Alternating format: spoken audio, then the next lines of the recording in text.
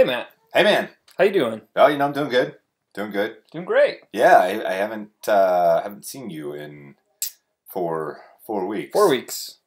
What? What? I got sick. Oh, I started things off. I thought you just I were was returning sick. my calls. Yeah, right. I was sick for a week. You got sick. I did get sick. For 2 I did get weeks. sick, so we've been ill. Yeah. We've been like not Beastie Boys ill, but like Black Plague. Black Plague, alien Yeah, gangsters. so you got sick. Yeah. I got sick. Yep. I stayed sick. You had surgery. Yep. Sounds about right. I like never had. Okay, I don't get sick much at all, and definitely not When for you 2 do- weeks. But when I do, I make it Yeah. count. Right. Really make it count. Hey, that's the way to do Hey, it. speaking of, and you just went to see the doctor. You got through your surgery Hey. just fine. Success. Great success. Right. So Didn't have any weird little entities, anomalies going on no inside weird me. shit in your No, body. no. Unlike Which is surprising. which is amazing this day and age, and Yeah. and really given your Wonderful diet. your upbringing, your Yeah. diet. I just who knows. So speaking of weird things coming out of your body, there's a documentary out called Patient 17. Whoa. Right, and so I love aliens, and I Facebook's ad generator thinks that I love Aliens the movie, which I don't, but I keep getting ads for Aliens T-shirts or Alien T-shirts, Okay. which is a cool movie and all. Don't get me wrong, but Sure. that's not my thing with aliens. I love aliens, like Mm-hmm. so. And this guy is let's get into it. This is pretty cool. I like stuff that isn't wholly There. right. Right. Okay, so this is weird. I mean, and for me, it's close enough. So, Mhm. Patient 17 chronicles the final surgery of Dr. Roger Lair, who claimed to remove extraterrestrial implants from the bodies of abductees. Interesting. Why not? This, and yeah, I'm stoked. Now, I haven't watched it yet, so... I love that we're talking about abductees here, Matt, because we're talking about people that are claiming to have Been abducted. been abducted by aliens. So, for this to be wholly bogus, these people would have had to have been abducted and implanted things in their body somehow. Yeah. This isn't like sticking matchbox cars up your Yeah, right. up your ass. This is not the same thing. You would have had to have surgically implanted these things. And this guy, before we get into the story itself, in my head, this guy, if he's any sort of doctor, would have been able to say, "Oh, okay, guys, come on. You're wasting my time." Fair enough. That's what I want to believe. Yeah, me too. Okay, because I want we're in this together. I Yeah. want to believe in this stuff. I want to see this stuff. I do believe in this stuff. So it's got to happen, right? Right. So in 1992, a now infamous study claimed that as many as 3.7 million Americans may suffer from UFO abduction syndrome. Okay. So it's a syndrome, the belief that they had an encounter with. Sure, So we're not, sure. which to me is bullshit. It's like, Yes. you probably did, okay? Or you probably didn't. Yeah. It's not my fault they picked less than credible people. They to probably abduct. didn't. They probably do this intentionally. Yeah. Maybe not. Maybe not. Maybe you got really drunk and it's a good story Hey, for man. your wife or why. I've had Jaeger a few nights and woken up and had some a sore. out-of-body Yeah, experiences. dude, I for watched sure. Doctor Strange. That was the other one I oh, watched. cool. Right on. Anyway, moving on. So many researchers the past 2 decades have tried to account for the prevalence of UFO encounters by likening it to a religious impulse, which, okay, fair enough, Sure. or the manifestation of a psychopathology. So in the absence of hard evidence of an alien encounter, seeking alternative explanations for reports of ET abductions makes sense, right? Yep. What if material evidence of these encounters does exist? Whoa. Oh, God. So this is the conceit of Patient 17, a new documentary released last month by Jeremy Kenyon Lockyer Corbell. God, that's a name. What a pretentious douche. Yeah. Couldn't you just be J.K. Corbell? Okay. This is kind of cool. We're covering this. I recently watched a documentary on Netflix. Yeah. Which I thought was pretty interesting. It's called Unacknowledged. I think you were telling me about this. Dude, you told me to watch this and I didn't do it. Yeah. I would, hey, I can say it now. You can check that out. Oh, yeah. Unacknowledged on Netflix. Yeah, Check we're it not out. on radio here. That's You can right, do dude. that. Oh, yeah. So this is kind of something super cool. So this guy basically has gone in and dug out alien trinkets. Yeah. So I haven't watched it yet. So I'm going to wait until I've actually watched it to talk We more can do a about follow-up this. video next week. We will do a follow-up, but just know that that's coming because I get super stoked about this. So we're going to. Oh, I mean, man. See, there's like so much that's hanging in, just by the strings here. As Lear passed away shortly after removing a small piece of metal from patient 17's leg in early 2014, he didn't get to see the results.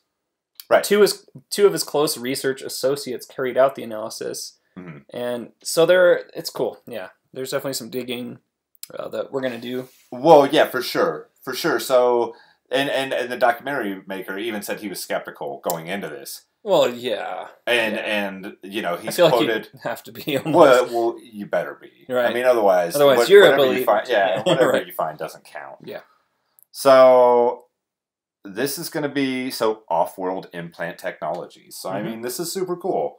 Definitely. So, just one last... I mean, I told Dr. Lear that I would film his surgery, but if he was lying, bending the truth, or trying to deceive the public in any way by altering his results, that I was going to out him, Corbell said. I asked him if he was sure he wanted me to film his work, and he said, yes, Jeremy, I've been doing this for more than 2 decades, and there's something to this. Cool. So, there's so much here. There is. There's a whole ocean full of starfish ripping themselves apart, too. Yeah, let's get to that. Let's talk about problems on this Earth for a little bit. We'll come back to The Good Doctor after we've actually watched that. But I was just stoked about it.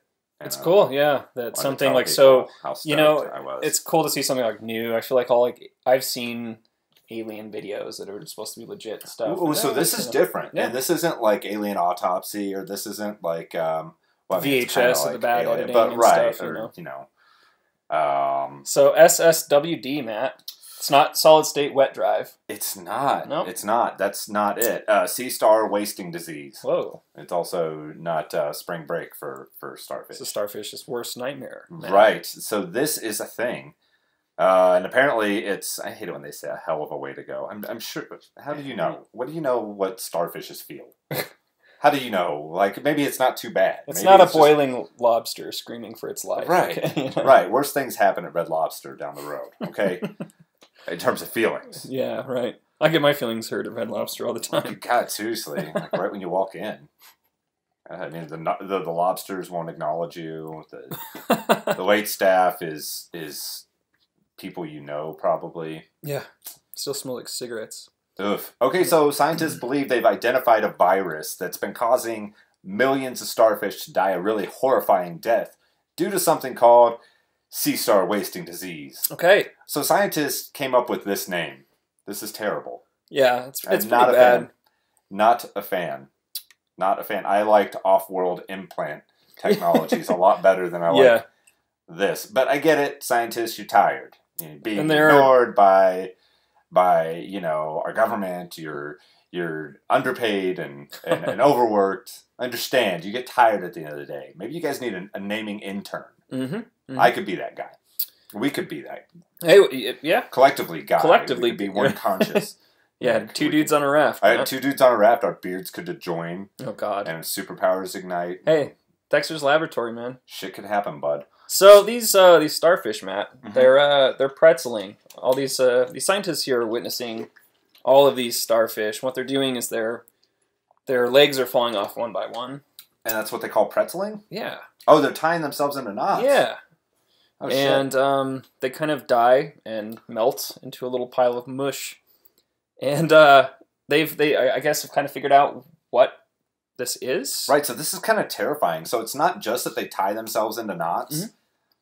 So their limbs start going out of control, and the limbs tie themselves into knots. And then the legs fall off one by one and crawl away from their bodies. Yep. So it's not only like...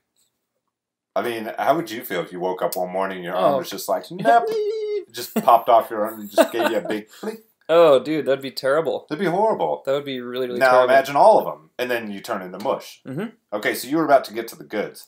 Yeah, they're basically they're figuring out that it's a virus-sized organism, obviously. Okay. On these 6 sea stars, but essentially what it's doing is it's kind of a population control sort of something that Mother Nature is put into place. It's not something that is derivative of anything we've done to the ocean or any shit like that. So it's nothing that we're doing. Correct. For once, it's not us. Correct. It's not humanity doing this. Yeah. Because of the 6-pack rings on beers or farting or whatever. We do all sorts of stuff to fuck this planet up. Sure. So this is programmed into their DNA.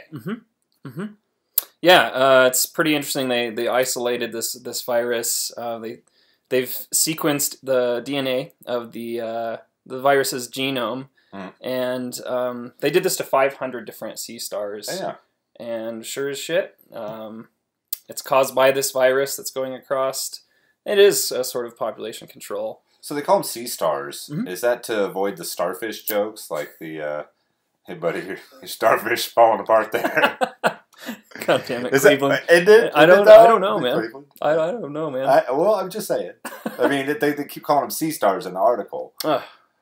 Oof. So, wow. Speaking of buttholes, shit, is everything okay? So we talked about several weeks ago. We talked about a Wi-Fi or a Bluetooth enabled butt plug. Right? Butt plug.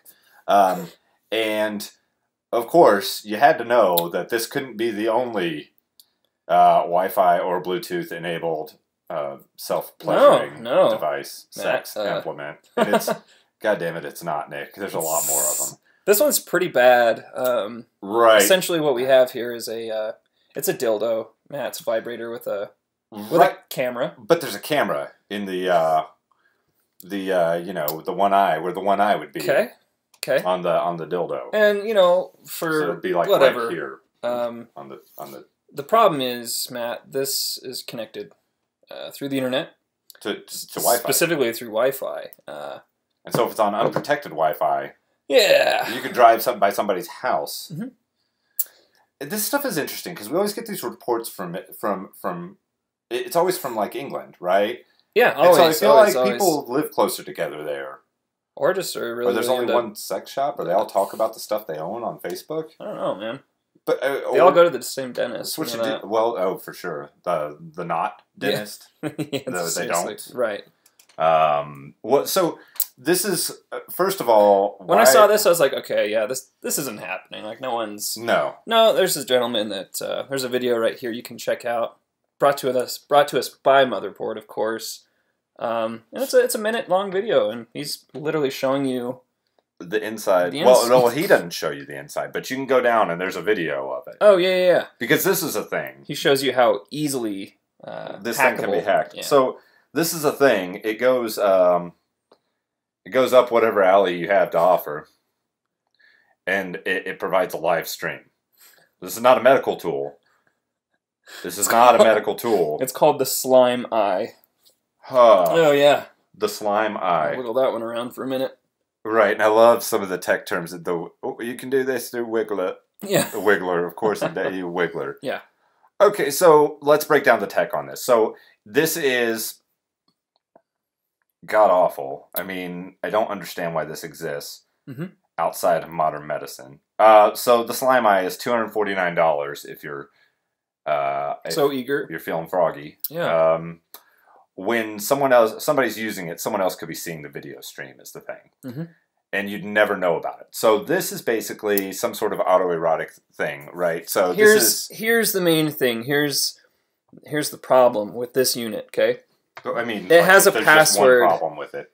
It has a password, username and password. Right. The default password is set up on this thing, and it is 888888888. It's all eights. So if you know somebody with one of these, you can Yeah, you can go in there and you can see where they came from. That's right. Or came out of. Or where they.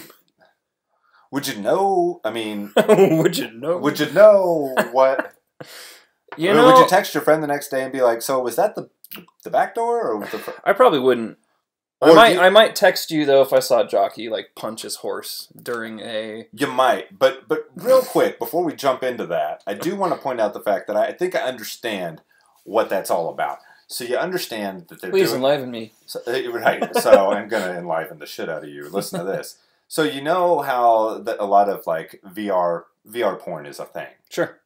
I think that's what these things are used for. Okay. Because the person on the other end can see all the... Right. Yeah. Oh, like... How festive. Right.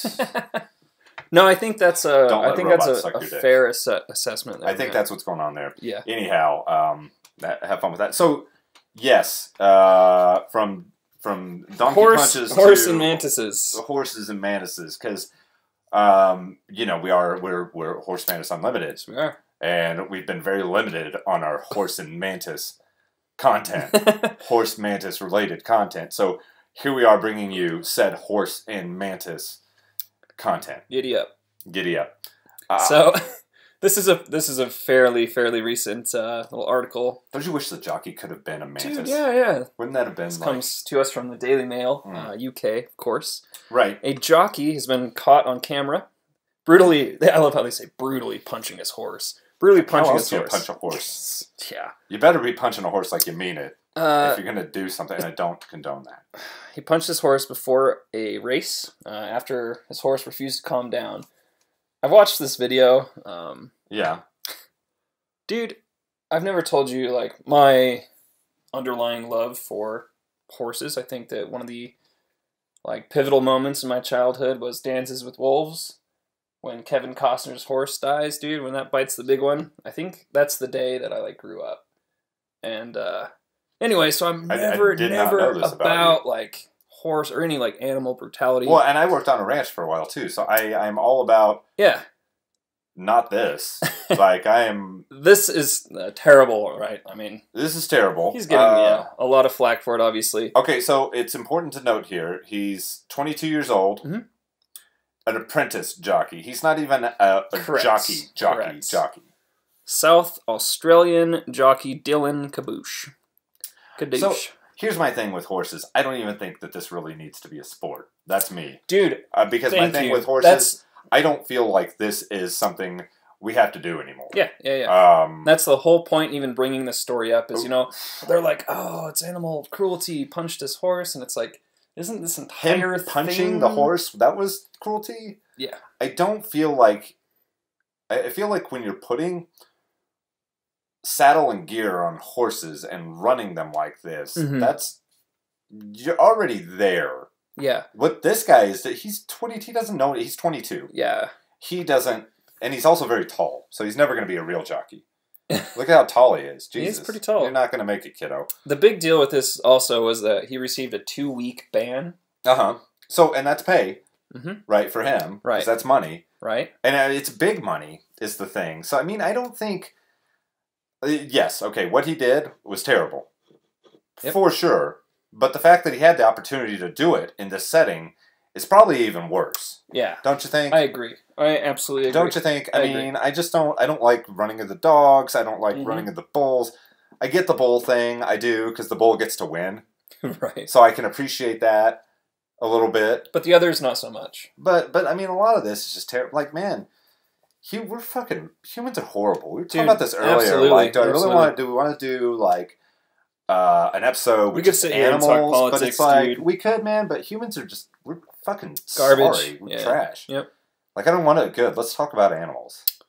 And the one human lead, okay, so this is terrible what he did, but the fact that people are just aghast and whatever is like, but look what you're doing to these damn horses to begin with. That's right. Like, I don't feel like you get to be aghast. I feel like, God, it just brings up some bigger issues. To quote Jack White, you can't be a pimp and a prostitute too. Hey, there you go. You can't do them both. Yep. You can go fuck yourself though. There you go. If you don't see the problem here, yeah. I mean, it's not. Yes, punching a horse is bad, but is it this old sport, hundreds of years, right? Yeah. Horse racing, we still do it in the States. Yeah, dude. The Triple Crown, I mean, that's a big thing. Yeah. People in Kentucky have drinks, have horse racing themed drinks. I mean, the mint julep, I think, is more tied to the Derby than it is to a bar. Wow, yeah. I think. I don't know. I don't know much about mint juleps. I don't drink, so. Good for you, man. Would you ever bite the head off a lover? Maybe. I mean... While you were making love. Dude, if I could do that... No, I probably wouldn't. It'd either. be a mess. Yeah, it would. It'd be a real mess. Humans are gross. However, and this is something that's pretty well known about mantises, this is where we're going, guys. Yeah, we are going there. We just got out of some stranger's keister, and we are coming at you about praying mantis love. It's way weirder than you think. Which I was like, okay, well, try me. Because I already have a pretty good feeling I know what this is. But let's see what we can learn here. Yeah. Okay. So biologists call the sexual activity that happens between two. Well, I want to say manti, but it's two mantises. It's just mantises. Mantises. It doesn't roll off the tongue. Sexual cannibalism. Yeah, and see, this isn't completely new to me. However, it's kind of a new one to me. I'm not gonna lie. Okay. So you were unaware of this. Totally. Okay, so this is great. Okay, now I like this a lot. I've heard, when I was a kid, oh yeah, they bite each other's heads off and fuck. No, it's like one way. Yeah, okay. It's one way, but I do like the way that this is presented. So, this is, and in my head, I always thought they did the thing, and then she just killed him. Decapitates you. Well, the Black Widow does that, I believe. The Black Widow does something terrible. Yeah, I know she eats the male. I don't know much about spiders. I don't like them. I know that me much. Neither. I don't you fucking need like both. spiders. So this talks more about the why. Yeah. Which is interesting. So both male and female mantises are ambush hunters. Mm-hmm. Okay. They typically rely on their camouflage to hide, and then they grab prey with their lightning fast, spiky forelimbs. That's right. Once they have a firm grip on dinner, they use their powerful mandibles, Yep. To munch away. Biting the head off their prey is a favorite technique for hungry mantises. So when female mantises decide to eat an approaching male mantis, hummingbirds too. You remember that? Yeah. That was creepy. That was crazy. Yeah. Wow, crazy AF. They tend to use a similar technique. Now, this Maxwell fella observed in about a quarter of the encounters where a male approaches a female, he gets eaten. Okay, that's 25% of the time. That's I wish human females would take this up. Yeah, it sure would make. I feel like it'd weed out a lot of the douchebaggery. Agreed. So female humans, if you're taking notes, now I'm not. I mean, you could start now. Probably, it'd be cool. Yeah. Most dangerous times for him are when he's approaching the female and during the mating act itself. So sometimes they don't even get to do it, and they just get killed. Yeah. They get eaten. Other times, and see, again, I thought, oh, they have their thing, and then she just turns around and bites your head off. Yeah. But that's not really the case either. So I'm getting a little clarity here, too. When they're done, if they survive, the males simply fall off the females or fly away. Mm-hmm. So, but here's the thing. This is what the part I loved. You'd think that getting partially devoured would be a turnoff for a male mantis, but it's not, because they don't have that human thing that we have. Right. Where we can actually think about this in these terms. Mm-hmm. So about half the males that are killed while attempting to mate are decapitated, but continue on to finish the job without their heads. Wow. Fellas, you're not going far enough.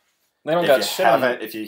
Yeah. Wow. We humans, we don't have any, all of a sudden the dating game doesn't seem so difficult. It seems less difficult. So was it Mike the Headless Chicken? Right, Mike the Headless Chicken. Wow. Never, poor guy. He didn't, yeah. Right, so Maxwell unofficially refers to these males as headless horsemen. Yeah, I love that, dude. And so this is our mantis and horse tie-in. Mm-hmm. It'd be great. I can't promise that we're going to always get that lucky with it, but it's pretty interesting. So cannibalism in nature is pretty common, and it applies to other species that aren't mantises. Great, who fucking cares? I just thought it was interesting that these dudes get half-eaten and decapitated even, and just keep plugging away. Have a sad cum, baby. Have a sad cum, baby.